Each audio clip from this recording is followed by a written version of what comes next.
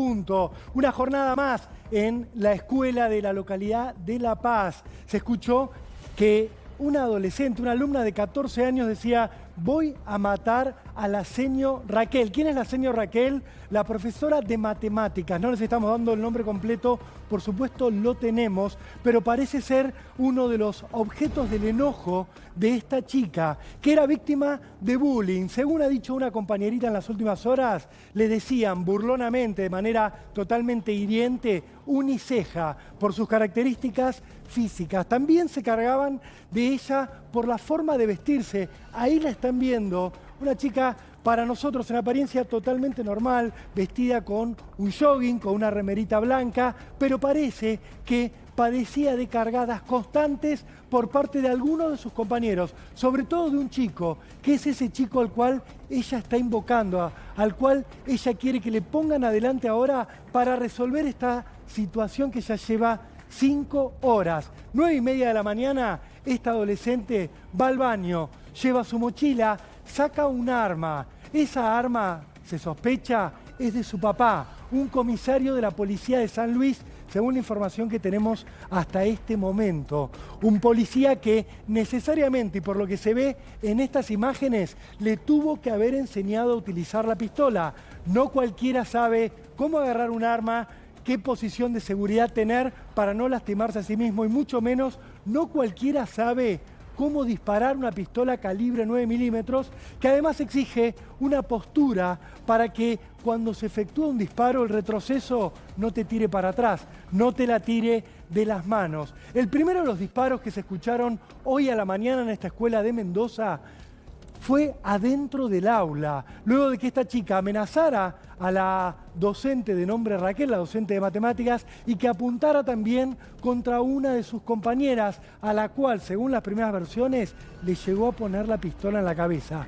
Vean y escuchen cómo una compañera registraba uno de los primeros disparos, uno de los primeros de estos 5 balazos que hubo hoy en esta escuela y que provocaron pánico. Veamos el primero de los videos que nos pone en la situación de lo que está ocurriendo en Mendoza.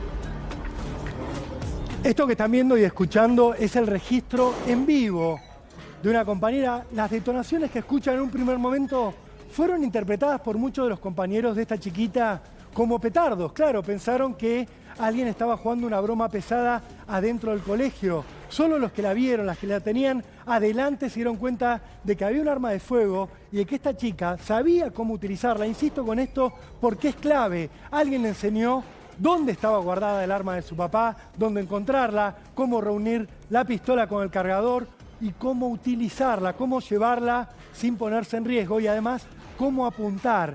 Una de las alumnas que va a este colegio, que la vio, que la tuvo al lado, que se sintió amenazada, habló hoy temprano y contó lo que se estaba viendo en esos primeros minutos, cuando todo era desconcierto, cuando empezó el pánico en la escuela y empezó una autoevacuación que por suerte no provocó ningún tipo de víctima fatal. Escuchemos a esta compañera y seguimos con las imágenes y con los sonidos de este caso que tiene en vilo a todo el país. Fue así, ella sale del baño y yo iba con el celador Don Lara caminando para entrar a nuestra aula. Sí. Y ella se da vuelta así y tira el tiro. Y yo me agaché y Don Lara también. Y ahí yo fui al curso y me quedé ahí tranquila. Después volví a tirar otro tiro y ahí se empezó a descontrolar todo. Cuando ella sale del baño, se quedó ahí parada y el Jimmy iba corriendo, el preceptor Jimmy iba corriendo y le dice: ¿por qué tiraste el chaquibún? Y ella le dice: no es un chaquibún, es esto. Cuando salí corriendo, que nos abrieron las puertas, ahí me apuntó a mí y yo ahí entré en desesperación. No podía hablar yo. Yo veía que los policías decían que nos fuéramos por la finca, entonces yo fui corriendo donde estaban todos los chicos y ahí me quedé. Cuando ella empezó a disparar, nosotros entramos al aula porque justo toca el timbre para entrar al curso y empezar a dar clases con la profesora. A nosotros recién nos avisan que ella está gritando de que quiere a la profesora Raquel, que es de matemática, porque si ella no entra al curso donde está ella se puede llegar a matar.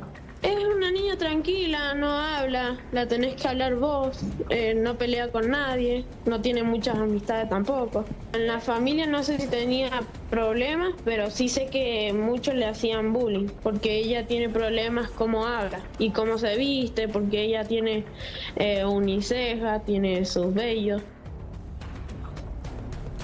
Una chica callada, sumisa, según dicen sus compañeros, que nunca llamaba la atención más que por las burlas que le provocaban, que era la hija de un comisario de la policía. Era una bomba a punto de estallar, un problema que ya vamos a estar tratando, en el cual nadie intervino. Esta chiquita decidió hoy a la mañana tomar el arma de su padre, ir a la escuela, sacarla, disparar 2 veces. Escuchaban ustedes cómo confundieron en un primer momento quienes estaban en la escuela, en el normal desarrollo de las clases, las detonaciones con las de un chasquibún, hasta que se dan cuenta que es una pistola. Se dan cuenta quienes estaban adentro y también quienes estaban afuera de la escuela. Se dan cuenta que las detonaciones no eran algo común. Miren y escuchen este registro tomado desde afuera de la escuela, que da cuenta de cómo se producían estos primeros 3 disparos, los disparos que paralizaron a todo Mendoza y ahora al país. Escuchémoslo. ¿Escucharon? Otro.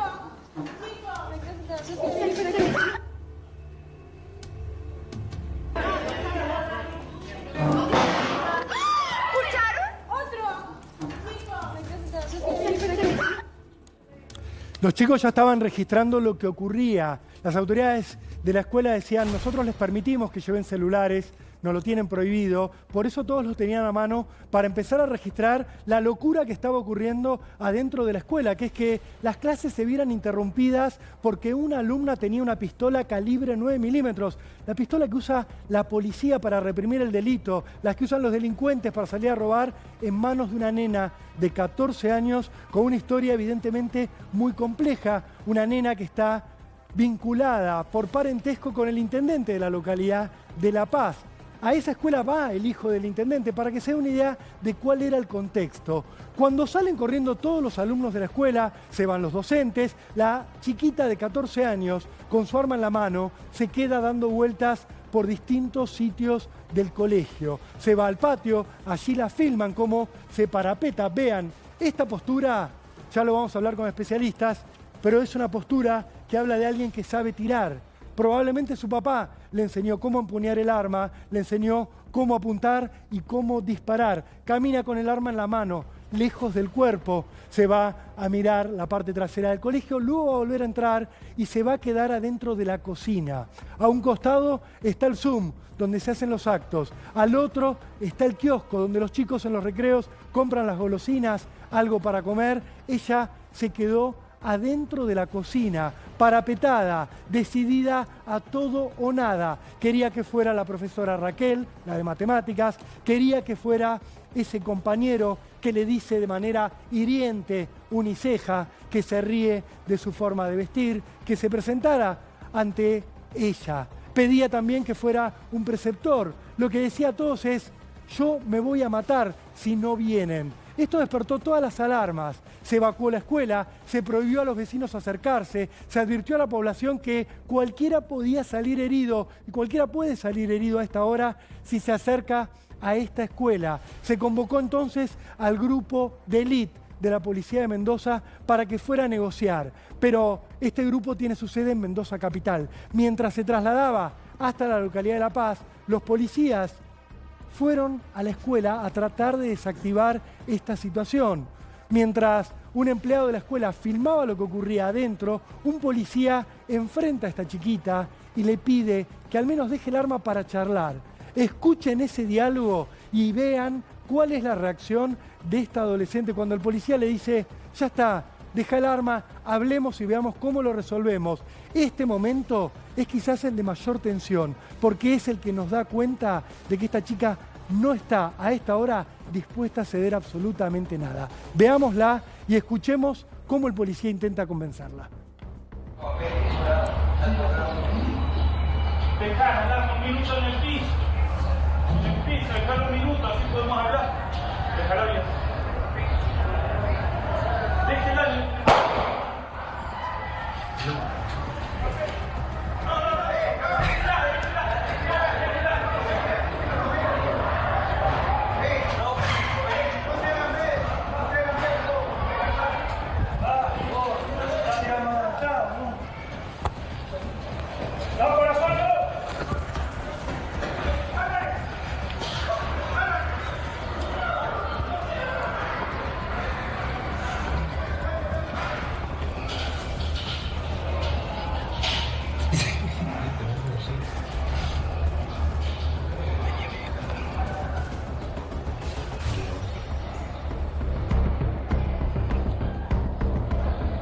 Y este quizás sea el momento bisagra, el momento más tenso de la jornada, por lo menos hasta ahora. ¿Por qué?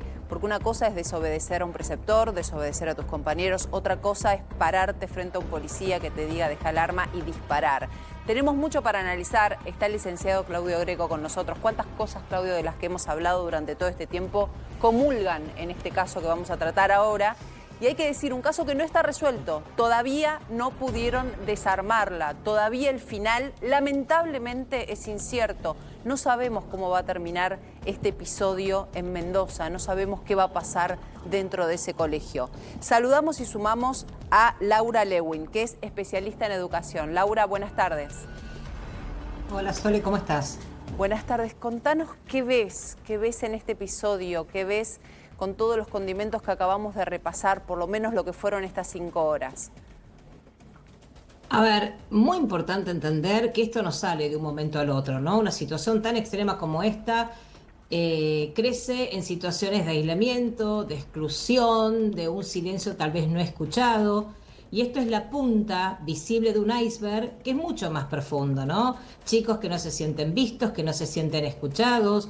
De vuelta, esto no sale de un día para el otro. Entonces, bueno, lo que hemos hablado tantas veces, ¿no? Volver a una escuela más humana, donde podamos ver a los chicos no únicamente sentados, aprendiendo y escuchando, sino que podamos verlos como están, trabajar con habilidades socioemocionales, trabajar con el vínculo. Me parece que un poquito es eso, ¿no? ¿Hay un protocolo para esto, Laura? ¿Hay un protocolo que las escuelas tengan en caso de que una situación se desborde?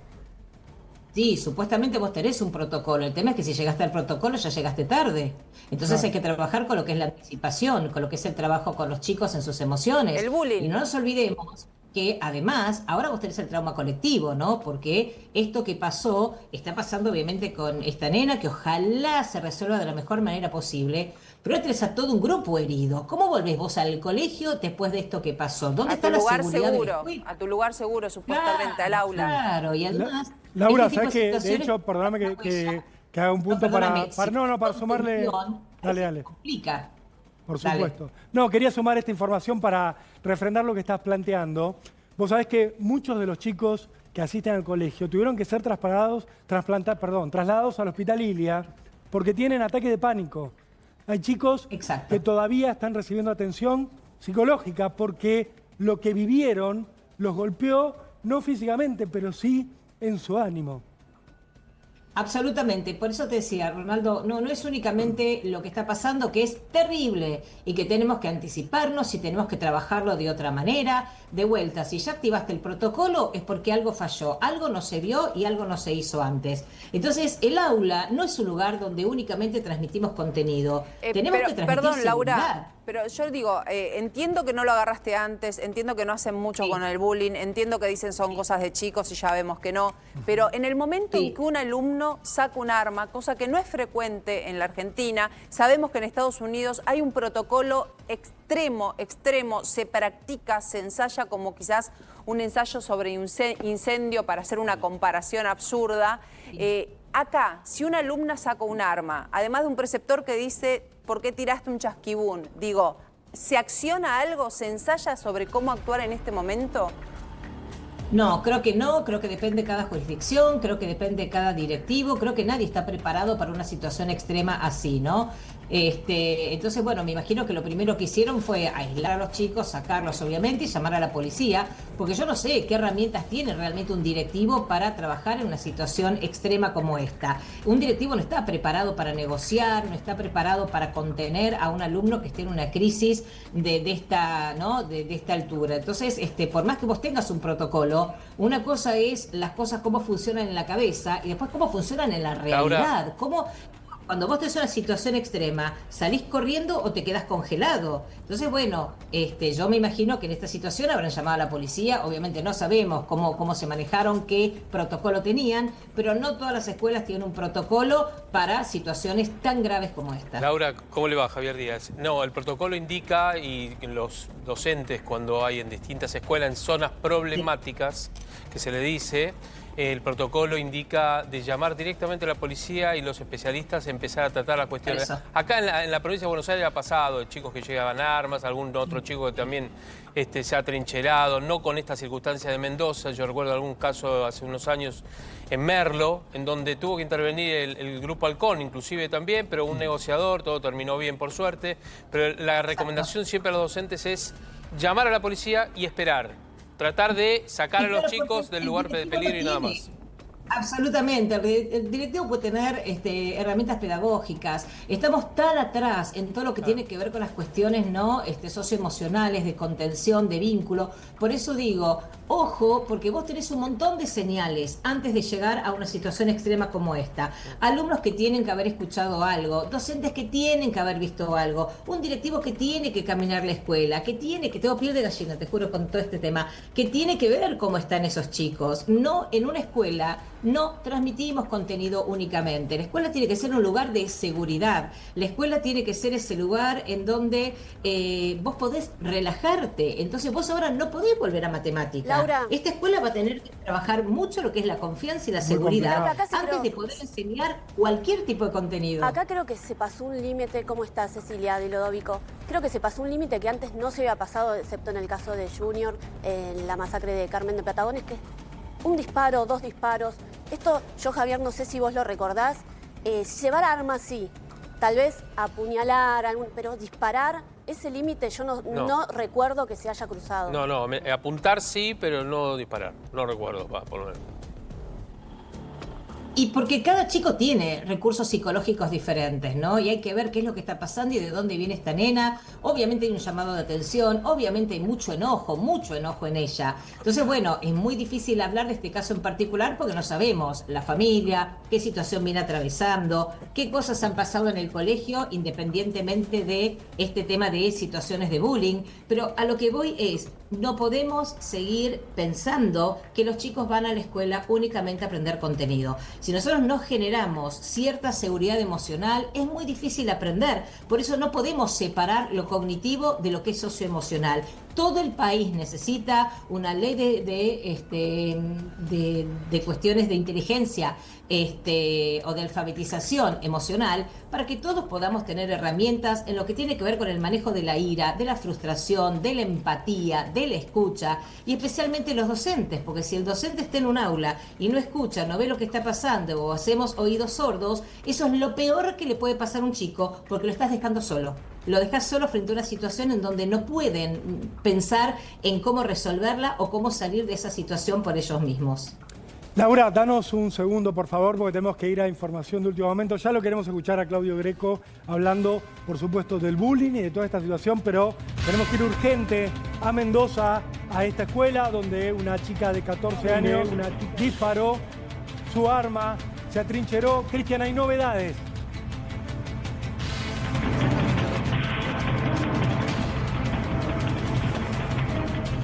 Mientras vemos el importante operativo policial, mientras observamos también, en segundos vamos a establecer contacto con nuestro equipo trabajando en vivo en el lugar. Cruzaron los patrulleros, el área está cercada, hay movimiento policial, indica obviamente que algo está pasando. La tensión es total, Recordemos que un policía le pidió que deje su arma para poder conversar y la respuesta a este pedido fue un disparo. Sole, en medio de esta tensión, la información que está llegando de Mendoza indica que la nena de 14 años acaba de entregar el arma. Se la dio a un negociador de la policía que estaba dialogando con ella desde hacía 2 horas y media. Terminó entregándole el arma para empezar a darle un cierre a esta situación. ¿Cuánto que hay para analizar? Cristian Morón, con esta información que nos acaba de llegar, ¿tenés la confirmación? Sí. Sí, a ver, ahora sí me toman, ¿no? Perfectamente. Bien. Efectivamente, esa es la información que estamos manejando nosotros. En principio, nos llega la información que acabamos de ver, una ambulancia que es como de hacia atrás con lo que es la puerta del establecimiento y habría entregado el arma. La situación estaría controlada, por eso justamente ven ustedes el movimiento. Bueno, ahí mientras mejoramos tu audio, repasamos la información que nos llega a nosotros, confirmado incluso con autoridades de educación de la provincia. Se controló la situación, le lograron sacar el arma, la entregó, se la sacaron. Son detalles que vamos a estar analizando y que nos van a ir seguramente llegando con el correr de los minutos. Esto pasa ahora, una ambulancia, nos decía Cristian Morón, está haciendo en principio el traslado de esta chiquita que seguramente va a ser llevada a un centro de atención médica bajo, obviamente, custodia policial, pero recuerden que es menor de edad y que por ahora el delito también es pequeño, más allá de la conmoción que ha provocado. Una entrega, Ceci, que se dio en medio de una negociación que llevó horas. Esto empezó a 9:30 de la mañana, estamos ya a las 15. Sí, recién, hace muy poquito sucedió esta situación. La situación era muy tensa, era una tensa espera hasta que ella decidió darle el arma a este negociador. 5 horas, Ceci. 5 horas, mucho. Yo no me imagino lo que debe haber sido estar en ese momento, en ese lugar, con esta nena, ¿no? Que se podía lastimar a sí misma con esta arma, no solamente, bueno, dispararle a la policía. Que amenazó 2 veces con lastimarse a sí misma. Sí, y a ver, este es trabajo de la policía de Mendoza. La verdad que nadie puede estar preparado para esta situación. Hay que destacarlo, finalmente. La nena decidió entregar el arma. Sí, es una situación en la cual se logró por la vía de la disuasión que entregara el arma. Claudio, una situación compleja en medio del estrés, por supuesto, que tenía el negociador, que tenía la propia adolescente, que se haya llegado a este final. Bueno, habla de una situación en la cual primó la cordura en algún punto. ¿Cómo lo ves vos? Digo, con tu conocimiento, obviamente no sos un forense, pero sí estás muy acostumbrado a tratar con mentes en conflicto. Hoy vengo, aparte de dar clases en la universidad, de ver un paciente que tuvo intento de suicidio. Hoy, 10 de septiembre, es el Día Mundial de la Prevención del Suicidio. En Argentina, cada 3 horas hay un suicidio y en el 2024 hemos tenido la tasa más alta de suicidio y entre los jóvenes entre 10 y 19 años, la causa de muerte es el suicidio como segunda causal. Digo, pongo esto en contexto porque tiene que ver con la depresión enmascarada de los adolescentes. Tiene que ver justamente con silencios que gritan. Tiene que ver, y esto es muy importante para las mamás y los papás que nos escuchan siempre y nos ven siempre, que un adolescente no hable no significa que no tenga cosas para decir. El silencio no es sinónimo de salud necesariamente. Y la empatía, y recién cuando hablaban del negociador y todas las horas que estuvo, no es que el negociador la convenció ni la engañó. Seguramente el negociador lo que tuvo es lo que esa niña necesitaba, que es empatía y humanismo. Escucharla. Escucharla, porque hay 3 mundos que analizar en todo acto de este tipo de sintomatología, porque lo que vemos acá es un síntoma. Nadie se cae arriba de una línea de cocaína y nadie ejecuta un acto o un intento suicida o empuña un arma por casualidad. Nadie se cae arriba de una 9 milímetros. Hay una historia que contar. Y hay una historia silenciada donde hay que analizar seguramente 3 mundos. El mundo escolar, el mundo familiar y el mundo interno. Hay 3 mundos, ahí se genera un triángulo que seguramente no han sido escuchadas y no han sido visibilizadas muchas de las señales. Y repito, para las mamás y los papás que nos están escuchando, el silencio no necesariamente es un síntoma de salud. El silencio adolescente aturde. Hay silencios que gritan. Hay que saber y aprender a escuchar los silencios. Ahora, es importante también pensar cuáles son las herramientas de capacitación que les estamos dando a los docentes. Porque el docente puede tener muy buena voluntad, muy buena intencionalidad y empatía, pero ¿están siendo capacitados? Necesitamos una ley de emergencia nacional en el tema de prevención del suicidio. Necesitamos incorporar a la currícula, al currículum de las primarias, sobre todo de las primarias y te diría del jardín de infantes, una materia que no tiene que ser optativa, que es la materia de educación emocional. Cómo los niños tienen que empezar a aprender a gestionar sus emociones, cómo los niños tienen que aprender a gestionar y poner en palabras, porque el silencio aturde y lo que no se habla se actúa. Nadie se cae arriba de una 9 milímetros por casualidad. Sí, de la nada. Y digo, esto yo preguntaba lo de los protocolos. Sí. Me parece importante esto porque digo, uno puede pensar en este pedido de la maestra Raquel, la maestra de matemáticas. La verdad que uno tiende a pensar qué hay detrás de este pedido. Se trata de una nota, se trata de haber escuchado cómo la maltrataban y no haber podido interceder. Se trata de alguna situación que a ella también le ha dolido. ¿Qué elementos tienen los docentes? Me parece la pregunta, Laura, que te tenemos que trasladar. Ya no tanto para el momento en que saca el arma, sino con todo lo que pasa antes, porque los docentes están presentes muchas veces en estas situaciones de bullying y de maltrato.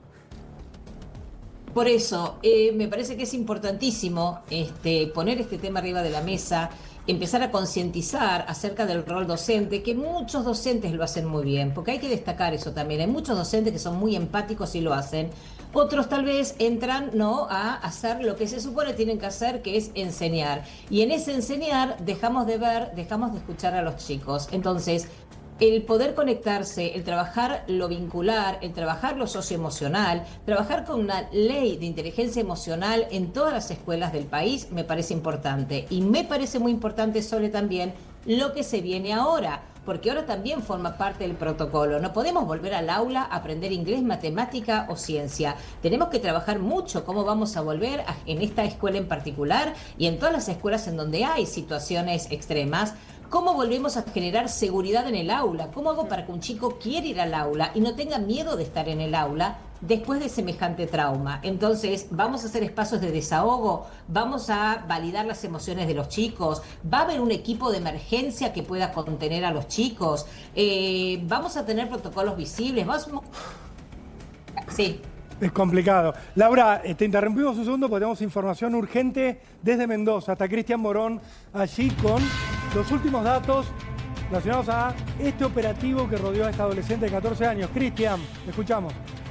Sí, Rolando, efectivamente, bueno, lo que ustedes están viendo en pantalla es lo que nosotros entendemos el comienzo del fin. Acabamos de ver una camioneta de la policía que está comenzando a moverse, de hecho incluso vemos movimientos de efectivos, hay una ambulancia que es la que ustedes tienen en el costado izquierdo de la pantalla, que está como en posición marcha atrás. Además, está justamente saliendo en este momento, mira, ahí se está moviendo la ambulancia, exactamente, la ambulancia amarilla, se alcanza a ver personal médico que está también alrededor y atrás los efectivos policiales. ¿Es la ambulancia que la traslada a ella? Perdón.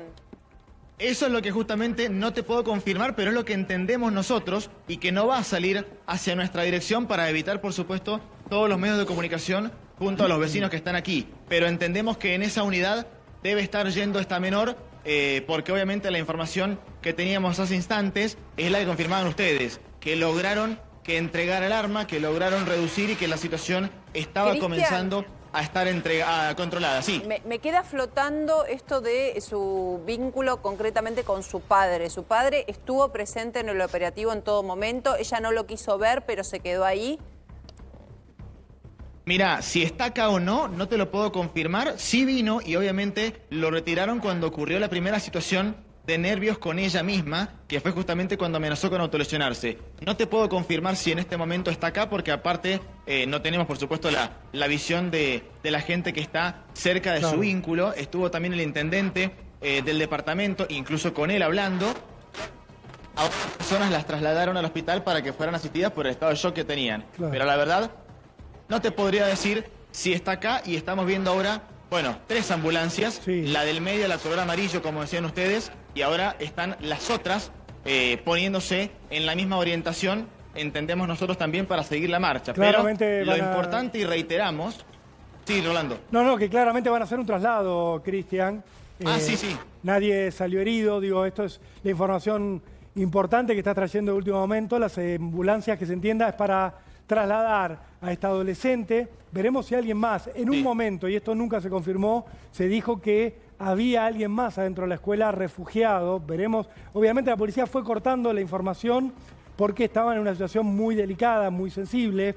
Lo primero que se informó también fue que el papá, este comisario, había llegado a la puerta del colegio, había intentado hablar con la niña y que la chica se había negado y que ante esto el hombre había terminado descompensado. Esto se planteó en un primer momento.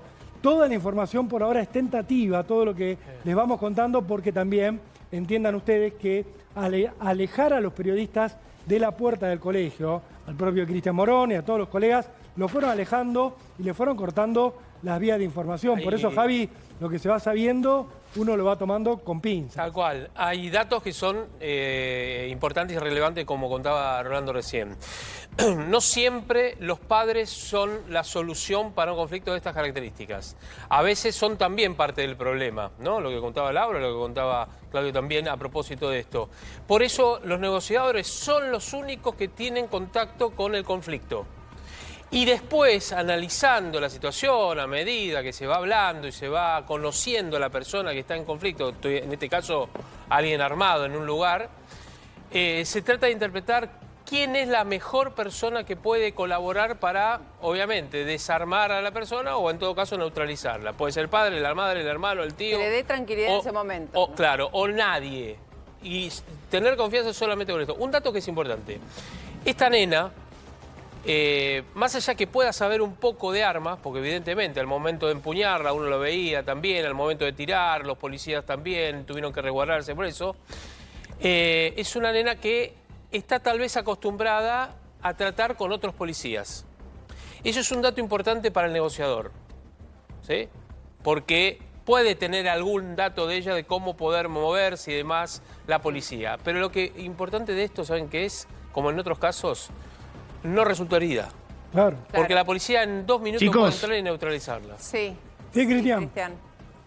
Perdón, los interrumpo porque estamos viendo que justamente hay movimiento están bajando de una de las ambulancias una camilla. Ustedes no lo van a poder ver porque la cámara justamente está detrás de lo que es el móvil de bomberos y el de policía. Pero nosotros nos estamos tratando de escabullir y acabamos de ver que de una de las ambulancias, no la amarilla, sino la que tienen ustedes en el costado, como tratando de... Ahora mismo va a salir, hay una unidad que va a salir, acaban de bajar una camilla y está saliendo en este momento lo que ustedes ven en pantalla. La ambulancia color blanco y azul, sirenas encendidas y se va justamente en sentido hacia la ambulancia amarilla. Bien. Ahora vemos que dobla hacia la izquierda como ingresando al establecimiento. Así que, bueno, vamos a estar atentos porque seguramente atrás de la ambulancia ingresó una camioneta de la policía. Seguramente esto quiere decir de que en minutos nada más, bueno, vamos a poder estar hablando de que este operativo culmina y esperemos de la mejor manera, pero hay movimiento ya médico para lo que uno entiende que estaría siendo la asistencia a esta menor, ¿no? Bien, a ver, Cristian, atención porque tenemos una información de último momento.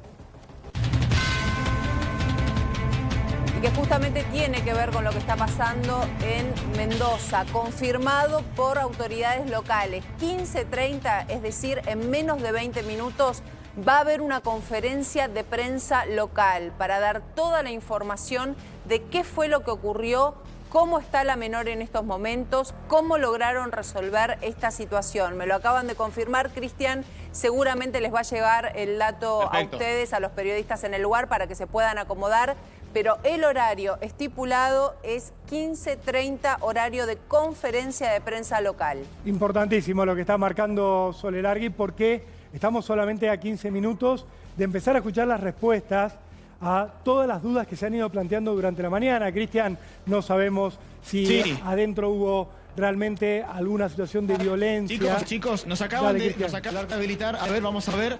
Acércate, dale, vamos a tratar de ser lo más prolijo posible. Vamos a intentar acercarnos, es complicado, pero si por ahí más que no acompaña, aunque sea escuchamos el auto.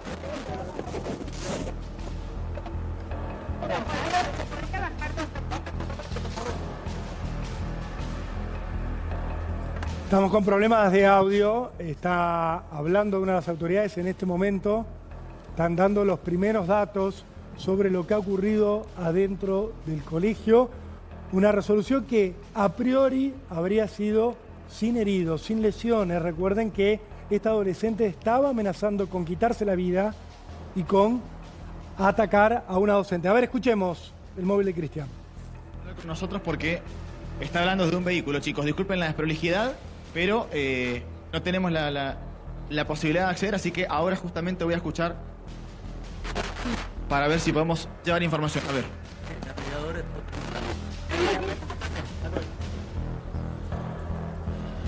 Bien, ya lo vamos a ir reconstruyendo. Cristian, tomate tu tiempo, rubicate. No se llegó a escuchar exactamente quién era la persona que estaba hablando dentro de ese vehículo. Cuanto puedas contarnos quién era, qué fue lo que informó, para traer precisiones. A priori lo que sabía era que había entregado el arma a Javi y que la estaban por trasladar a una ambulancia. Ahí está, el ministro de Seguridad lo que acaba de decir es que el operativo fue exitoso, la menor está bien y está acompañada ahora de los padres. También en ese traslado que contaba Cristian desde allí, desde Mendoza. Recordemos que el grupo que intervino con los negociadores es el grupo gris. Así denominado, es un grupo de élite, el grupo de resolución de incidentes y secuestros de la policía mendocina y que tuvo un negociador. Gente de salud mental y del ETI. Bueno, ¿A qué hospital? no tengo información, permiso. Hasta luego, que le vaya bien. Gracias. Ay. Bien, era el ministro de Seguridad confirmando lo que ha adelantado Javier. Todo salió bien, sí. Está la menor con los padres. Cristian, ¿querés darnos más detalles? Porque hablaba el ministro de una situación de salud mental. Entendemos que se va a hacer ahora una atención médica en ese sentido. Esto es lo que decía el ministro. Contanos. Sí, exactamente. Disculpen las desprolijidades recién. Pasa que había salido el fiscal. Lamentablemente no se bajó y se hizo imposible con la cantidad de medios. Pero bueno, se están comenzando a retirar ahora las diferentes camionetas con efectivos policiales. Han liberado, por supuesto, lo que es la zona de la escuela. Nos vamos a aproximar un poquito directamente para ir a la puerta de la escuela. Hacemos la caminata con ustedes. Reitero, disculpen lo desprolijo. Pero bueno, se acaba de retirar el fiscal. Habría terminado esto entonces. Habrían logrado que la menor entregue el arma. Y bueno, seguramente ahora van a trasladarla hacia el hospital local, donde ya fueron trasladados los otros estudiantes, compañeros y también personal de esta escuela para recibir la asistencia médica. Sí, seguimos con las imágenes, nos sirve también ir conociendo la escuela, si nos podemos ir. Exactamente, mira, ahí nos están diciendo que, bueno, obviamente que es el del que hablamos toda la mañana. No nos permiten avanzar, pero ese es el frente, este que tienen ustedes en imagen, es el frente de la escuela. Ahora obviamente van a hacer el tapón los efectivos policiales, pero esta es la parte, y hay donde ver, vamos a ver, parece que va a estar uno de los responsables de esos efectivos policiales. Estamos aguardando, a ver. Pero ahí están diciendo que nos... Te voy sumando información. Esta es la fuerza para atendernos. Te voy sumando información. Este es el frente de la escuela, chicos. 15:30, conferencia de prensa, los ministros de Educación, Infancias y Cultura, estamos hablando de Tadeo García Salazar, y de Seguridad y Justicia, Mercedes Ruz, darán una conferencia de prensa para brindar detalles del operativo llevado adelante a raíz de lo ocurrido en la escuela Marcelino Blanco de La Paz. Será en el tercer piso de la Casa de Gobierno. Esta es la información que te quiero pasar para también tener esto apuntado. 15:30 es la hora. Perfecto, excelente. Entonces sí, seguramente nosotros de aquí vamos a poder trasladarnos para acceder a más detalles, pero esto que están viendo en la imagen es una de las entradas a este establecimiento educativo y pueden ver incluso personal médico que están desde la ambulancia y obviamente una puerta de reja blanca de los costados de la... Bien, bien. Cristian, ya recuperamos contacto con vos. Claudio, lo que nos preguntamos todos es, ¿qué pasa ahora con una chica de estas características? O sea, ¿a dónde se la lleva y qué es lo primero que se hace con una chica que acaba de atravesar toda esta crisis? Yo creo que primero, básicamente, hay que compensar psicoemocionalmente a la niña y también no quiero descuidar que hay todo un trabajo para hacer con los compañeros y con ese universo escolar. Acá hay una marca, un trauma, va a haber un postraumático que si no es gestionado, digo, desde el multiverso educativo si no gestionados, de grupos de contención, grupos de escucha, donde nuevamente no se puede poner un nuevo silencio a todo lo que ha pasado. Porque hay dos cuestiones. Primero, por lo que queda como trauma y lo que queda como estrés postraumático. Y segundo, por posibles réplicas. No nos olvidemos que el mundo adolescente es el mundo donde la dopamina, la serotonina y determinadas neurohormonas que tienen que ver con la impulsividad, porque es el sistema límbico del concepto del desarrollo de la lectura de las neurociencias, necesita muchas veces la trascendencia. ¿Por qué? Porque justamente la autoestima se juega, porque muchas veces son silenciados y necesitan trascender, lo vemos en las redes, y muchas veces se trasciende con hechos como este. ¿Por qué? Porque esta niña, y sin ánimo de hacer ningún tipo de interpretación psicodiagnóstica, saben que no lo hago, pero sí es evidente que todo hecho tiene un discurso. Acá hay un acto donde alguien está diciendo, con a 9 milímetros está diciendo algo. Entonces, volviendo a tu pregunta, ¿qué se hace con esta niña? Primero escucharla, poder devolverle la capacidad que pueda poner en palabras probablemente tanto silencio acumulado.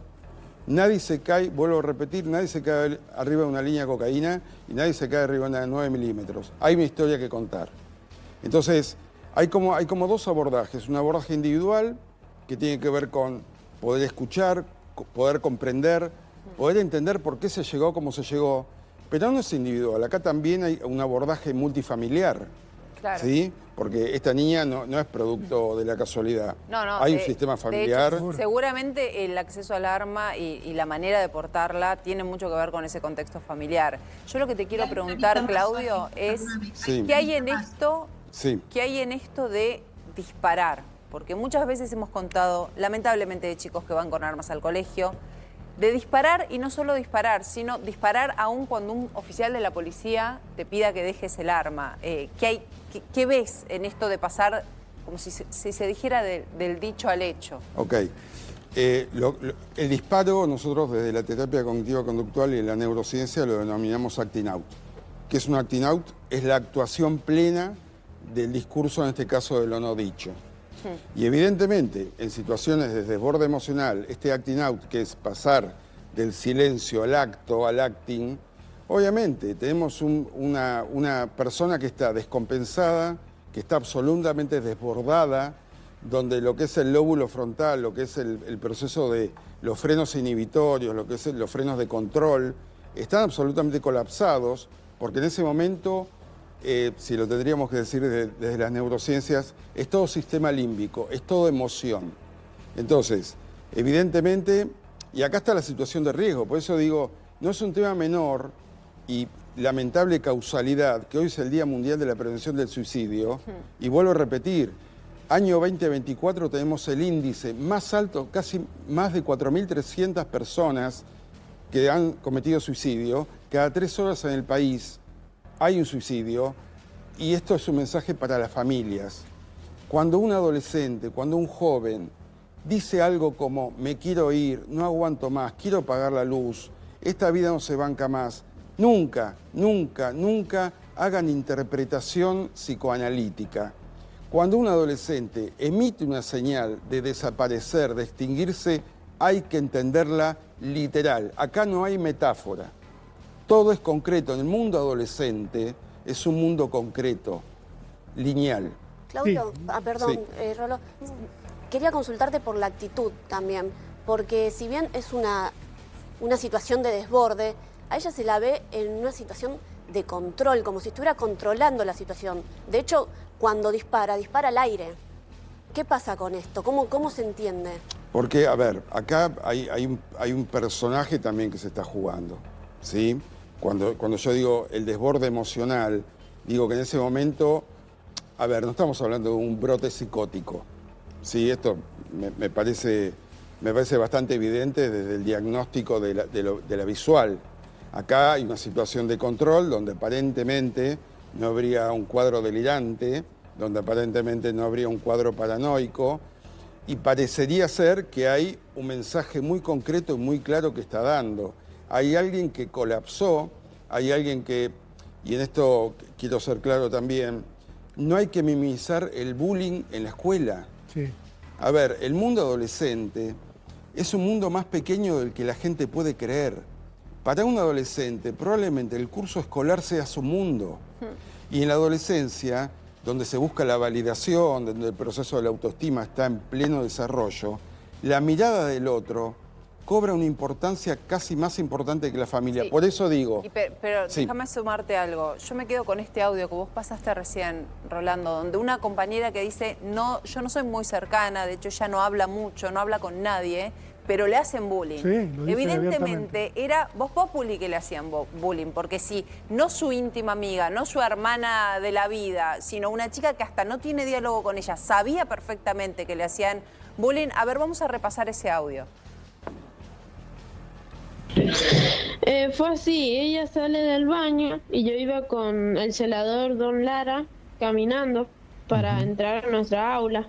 Sí. Y ella se da vuelta así y tira el tiro. Y yo me agaché y Don Lara también. Y ahí yo fui al curso y me quedé ahí tranquila. Después volví a tirar otro tiro y ahí se empezó a descontrolar todo. Cuando ella sale del baño, se quedó ahí... parada y el Jimmy va corriendo, presentó el Jimmy va corriendo y le dice, ¿por qué tiraste el chaquibún? Y ella le dice, no es un chaquibún, es esto. Cuando salí corriendo, que nos abrieron las puertas, ahí me apuntó a mí y yo ahí entré en desesperación. No podía hablar yo. Yo veía que los policías decían que nos fuéramos por la finca, entonces yo fui corriendo donde estaban todos los chicos y ahí me quedé. Cuando ella empezó a disparar, nosotros entramos al aula porque justo toca el timbre para entrar al curso y empezar a dar clases con la profesora. A nosotros recién nos avisan que ella está gritando de que quiere a la profesora Raquel, que es de matemáticas, porque si ella no entra al curso donde está ella se puede llegar a matar. Es una niña tranquila, no habla, la tenés que hablar vos, no pelea con nadie, no tiene muchas amistades tampoco. En la familia no sé si tenía problemas, pero sí sé que muchos le hacían bullying, porque ella tiene problemas cómo habla y cómo se viste, porque ella tiene uniceja, tiene sus vellos. Con el final de la historia, cuando vemos lo que pasó, esto es muy triste.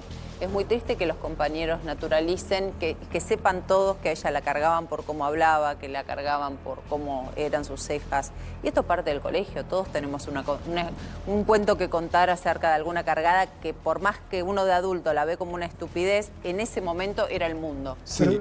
Pero digo, Sí. uno pensaría que estas prácticas de los chicos estaban como en retroceso, que había más conciencia, que los colegios tenían más conciencia, que los docentes. Por eso la quiero escuchar a Laura también con esto, porque recuerdo cuando fue la masacre de Carmen de Patagones, en 2004, el chico que la protagonizó, que tenía 15 años, su nombre es Junior, su segundo nombre, lo denominamos así porque está prohibido dar su identidad, sufría bullying. Le decían pan triste, se mofaban de él por cómo se vestía, que siempre se vestía de negro, que era como gótico. Y uno hubiera pensado, Laura, que eso había sido un llamado de atención para toda la comunidad educativa. Un chico que sufría bullying, que era retraído, que tenía acceso a las armas, que había terminado matando a 3 compañeros. Ahora... Era hijo de un gendarme. Claro, ¿no? un prefecto, un prefecto, un oficial de tenés razón. prefectura. Por eso, Perfecto, claro, tenía armas. sí, no voy a dar el apellido por cuestiones legales porque era menor. Sí. Pero digo, Laura, aquello de Carmen de Patagones, y quería plantearte esto, ¿no fue un llamado de atención para la comunidad educativa? ¿Y esto no debería serlo también? ¿Cuántos llamados de atención tenemos? Y parece que la educación no activa en ese sentido. Vos fíjate que estás hablando de un patrón, y esto en Estados Unidos también pasa mucho, ¿no? Chicos que son víctimas de bullying, que después terminan con estas situaciones extremas de ir con un arma, disparar, etcétera, etcétera. Entonces, me parece que acá hay muchas aristas que tenemos que trabajar, y hay una más que no le estamos nombrando, y es el docente. Que el docente también necesita no solo capacitación, sino contención, ¿no? ¿Cómo vuelve ahora el docente a entrar a un aula, a entrar a un colegio? Por eso me parece que el tema del bullying es un tema que nos convoca a todos, a las familias, y esto es un llamado de atención muy grande para la familia también, de ver qué es lo que está pasando con los chicos. A veces duele, a veces no preguntamos, a veces si los chicos no te cuentan, uno tal vez no pregunta, y donde más silencio hay, es donde la familia más tiene que acompañar, más tiene que estar presente. Docentes, obviamente con capacitación y ahora en este caso puntual, con mucho acompañamiento emocional, porque, bueno, vamos a tener que ponerle el cuerpo y el alma para volver a entrar a un aula después de esta situación. Los chicos hablábamos, el estrés postraumático de esta situación, no podemos volver al colegio a enseñar matemática o física, tenemos que trabajar todo lo que es la seguridad y volver a trabajar la confianza en la escuela. Familias y escuelas trabajando juntos, papás que puedan ir a la escuela si hay una preocupación, si ven que los chicos se sienten aislados, que igual, no tienen Laura, amigos, y una escuela que responda también. ¿No te da la sensación, y perdón la crudeza, pero nosotros lo solemos hacer cuando pasan hechos de inseguridad, sí, ¿no te da la sensación de que esto lo decimos siempre y nunca pasa nada? ¿Por qué? Por eso te digo. Porque totalmente. ahora, primero era, cómo nosotros lo mostramos, cómo los chicos van con arma, cómo les revisan las mochilas, cómo se matan a trompadas y los compañeros arengan. Ahora una nena disparó 5 veces. Digo, y estamos todos diciendo va a tener que cambiar algo. Política, ahí necesitas la decisión política. ¿Y qué es la decisión política? De empezar a incorporar a estas cuestiones, no desde hablar abajo de la mesa, subirlo a la mesa, ponerlo como ley, la protección al docente, trabajar todo lo que es lo socioemocional desde una ley, que empiece en jardín de infantes, que termine, porque esto no es únicamente en secundario o en primario. Vos tenés chicos que hasta en la universidad tienen situaciones que no pueden resolver. Y el tema del bullying atenta contra la dignidad de las personas. Claro. Muchos de estos chicos llegan a la vida adulta con unas marcas enormes que no les permiten llegar a su mayor potencial. Lo que pasa es que es nos profundo. Vamos a dar cuenta de lo duro que es esto? En algunos países donde se ha mejorado la situación del bullying, esto es un problema mundial, trabajaron sobre la figura de los aplaudidores. ¿Quiénes son los aplaudidores? Porque dicen, no existe una persona que cargue a otra. O sea, el placer no está en cargar al otro, el placer está en que todos se rían y me festejen. Bueno, entonces trabajaron directamente sobre la figura de los aplaudidores. Yo pienso que este audio de la chica que acabamos de escuchar, ella, sin percibirlo, también dice la chica es uniceja, sabiendo que ese es el motivo de su dolor. dolor. Y tiene vellos, dice, como si esto fuera el motivo, Laura, digo, naturalizando que ¿Sabés en si qué tenés tenés que vello facial, distinguir la figura del chico que informa y del buchón? Tenemos que separar esto de soy un buchón porque hablo. Si a mi compañero le hace mal, si esto es realmente una situación que lo pone en peligro, tenemos que informar. Buchón es cuando no pasa nada, mira lo que hizo fulanito, no hay una falta grave, pero cuando hay una situación de peligro emocional, física, ahí tenemos que volver a la figura del alumno que informa, y para eso hay que trabajar la empatía. Una de las maneras más importantes que tenemos que trabajar en las escuelas para darle lucha al bullying es la empatía. Nadie que no se pueda poner en el lugar del otro va a entender lo que el otro está sufriendo. Entonces lo que Sole dice es clave, es la figura del testigo, la figura de la audiencia, lo hago para un público. Y entender, y esto no es justificar, que la persona que hace bullying es una persona insegura, por eso necesita de su público. Por eso la importancia de trabajar habilidades socioemocionales para todos en la escuela. Y por eso, no sé si materia, porque tiene que ser para mí transversal y tiene que ser sostenido en el tiempo. Sí, y empezando por la casa también. Porque todos los chicos tienen padres, Laura, todos los chicos. Y muchas veces los padres dicen, no, ¿cómo en el colegio dejan que hagan bullying? Vos sabés si tu hijo le habla mal a un compañero, vos sabés si tu hijo hace una reunión, invita a 4 y a uno lo deja de lado. También háganse cargo los padres de los problemas de los chicos. También vos das el ejemplo, y muchas veces los chicos aprenden de lo que ven, Renato. Por eso, a eso iba, Laura, porque... Si un amiguito a mi casa, se ve el amiguito y la madre o el padre lo critica, estamos enseñando también. Ningún chico nace malo, ¿sí? Esto es una conducta aprendida. Entonces, bueno, trabajar mucho la diferencia entre educar y criar. Y educar conlleva más tiempo, más paciencia, más estar. Y nosotros como papás, en este momento en donde está tan complicado el tema de la ludopatía, el tema de las drogas, las adicciones, es donde más presentes tenemos que estar acompañando. El doctor hablaba hablaba de todo lo que tiene que ver con la corteza prefrontal y hablaba de que los chicos adolescentes no tienen tan desarrollada esa corteza prefrontal. ¿En qué nos convertimos los adultos? En un cerebro auxiliar. ¿Y qué es el cerebro auxiliar? Es el que va a estar acompañando a los chicos en el crecimiento, el que te da estructura, el que te pone límites. Y poner límite no es de malo, es de amar. Límite en la escuela, límite en el aula, límite en casa, y eso es amar. Entonces, bueno, los adultos tenemos que tomar el rol que nos corresponde, como mamá, como papá, como docente, como director de la escuela. Laura Lewin, especialista en educación, siempre una persona interesantísima para escuchar. Muchas gracias por tu participación en Código de Noticias.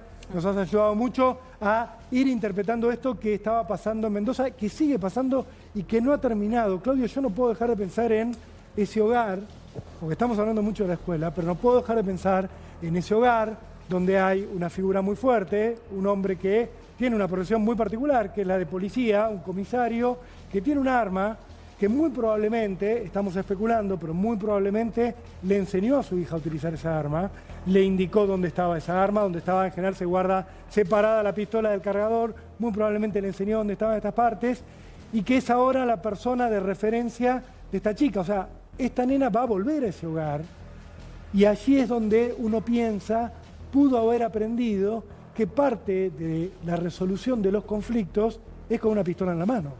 Claro, el aprendizaje adolescente es un aprendizaje parcial, siempre. Justamente porque el aprendizaje es un aprendizaje emocional. Por eso digo que dentro de todos los abordajes psicoterapéuticos, probablemente psicofarmacológicos, que haya que hacer de acá en adelante, tenga que ver con darle también a este hogar, darle a esta familia un proceso de contención, también de reevaluación, también de poder escuchar y también de reaprender, porque el proceso de la crianza también tiene que ver con un proceso continuo de aprendizaje. Seguro. Entonces digo, y volviendo un poco, Rolo, al tema del bullying, ¿no? No todas las personas reciben de la misma manera y el mismo impacto con las mismas consecuencias. Porque pues esto es como cuando hay personas que van a una fiesta electrónica y consumen MDMA o consumen éxtasis o algún tipo de pastilla, y algunos terminan internados por algún tipo de preinfarto o patología al miocardio. ¿Por qué tiene que ver esto? Y porque hay preexistencia estructural. Hay chicos que no han dado señales nunca, sin embargo, tienen un nivel de vulnerabilidad, por eso vuelvo a insistir, un nivel de vulnerabilidad que no está dicho. Claro. El silencio tiene acción, diría Charlie, ¿no? Seguro. El silencio también dice mucho, ¿no? Y el silencio dice mucho, que hay que escuchar el silencio también. Estamos comunicados para sumar a este análisis de lo que ha ocurrido en Mendoza con un especialista, uno de los criminalistas más importantes de la Argentina. Su nombre es Daniel Salcedo, ya está ahí en pantalla. Para quien no lo conoce, quien no sigue casos policiales, evidentemente, comisario general retirado, fue jefe de la bonaerense, fue jefe de policía científica, uno de los mayores especialistas en la historia de la policía de la provincia de Buenos Aires. Daniel, es un gusto poder hablar con vos, obviamente lamentando las circunstancias que rodean toda esta situación. Te quería preguntar, un poco para empezar esta conversación contigo, ¿cómo has visto la resolución de todo este conflicto y cómo se pudo haber parado la policía y el negociador policial ante esta crisis de una adolescente de 14 años armada con una pistola calibre 9 milímetros? Es un tema muy importante, es un tema que es recurrente en muchos lugares. Acá nosotros tenemos como antecedentes el caso de Carmen de Patagón, que ustedes mencionaron decían. Estados Unidos ha tenido en este último año, en este año, en el 2025, 6 casos y en el que ha habido varios casos de muertes por homicidio, justamente, y situaciones de disparos en institutos educativos. Es muy complicado, la solución fue buena. Todos los grupos tácticos que ustedes mencionaron, como el grupo que tiene en Mendoza, ¿no? Todos los grupos tácticos tienen protocolos de actuación con negociadores. La persona que mandan a hablar con la víctima, en este caso la menor, decimos víctima también porque ella también es víctima de toda esta situación, ¿cierto? Y no es una persona inexperta que fue improvisadamente, tiene un protocolo de actuación, tiene un entrenamiento, necesariamente lo tienen que tener, y todas las policías tienen justamente un negociador. Acá hay un tema de acoso escolar, ¿cierto?, disfunción familiar. Estas conductas destructivas que las vemos, que existen, que están presentes, no son casualidades, son el producto, son el resultado.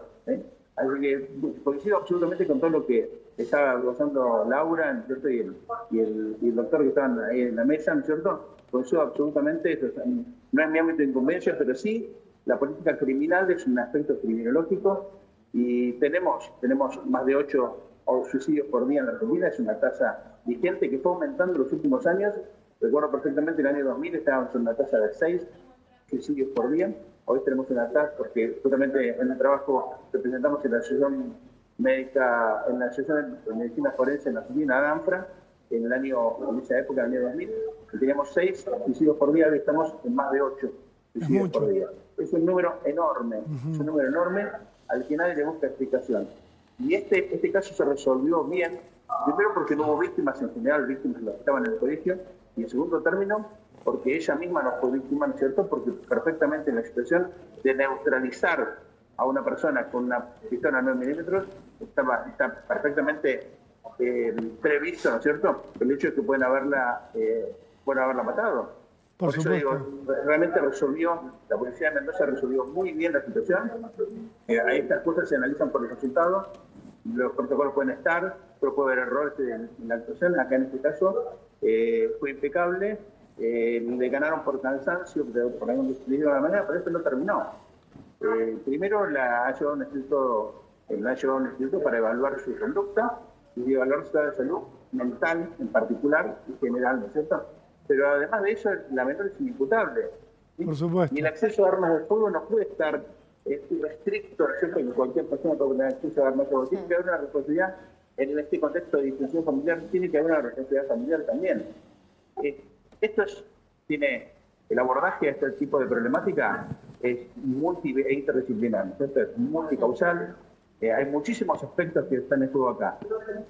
Hoy terminó bien para todos nosotros, no para eso. Es muy complicado esta situación, la ley de salud mental, bueno, el doctor lo puede explicar también muy bien, ¿no es cierto? No ayuda en ningún caso.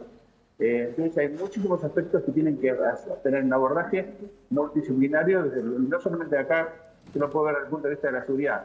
Salió bien, perdón, podría haber salido muy mal. Por supuesto. Daniel, estamos teniendo muchos problemas para escucharte. Es muy malo el audio. Vamos a hacer una cosa, Daniel, te pedimos un momento, vamos a cortar la comunicación y vamos a ver si podemos reiniciarla para escucharte con más claridad, porque es muy difícil realmente entenderte y es un desperdicio. Así que ya nos reconectamos. Ya tratamos de mejorar ese audio. Podemos, Daniel. No, mientras tanto me quiero quedar con una frase de Daniel, esto terminó bien, que es la que me rebota en la cabeza. Yo pienso en lo que es el estigma con el que esta niña va a vivir de ahora en más, Claudio, eso es lo que te quiero decir, porque primero en su entorno, en su comunidad, en la provincia, ya esto ha traspasado, ya esto es nacional, más temprano que tarde se van a filtrar los datos, sabemos cómo son los chicos también con todo lo que viralizan. ¿Cómo sigue esta nena la vida, ¿no? Después de semejante hecho? Bueno, increíblemente estaba pensando lo mismo que vos, exactamente, porque me preguntaba el día después, ¿no? Claro. Me preguntaba esta nena con el estigma, y yo creo que, a ver, hay algo que no se va a poder evitar, que es la historia. Ahora, así como nosotros nos contamos nuestra historia, es como nosotros nos vemos y como muchas veces nos ven, lo que nos decimos es lo que nosotros mostramos para la afuera. También como las autoridades educativas, desde la salud mental, las autoridades judiciales, relaten esta historia, va a ser también no solamente lo que le puede llegar a suceder a esta niña, sino algo muy importante que no se ha dicho hasta ahora, es los posibles episodios de réplica. Claro. Guarda, estemos atentos, por favor, con los posibles episodios de réplica. ¿Por qué?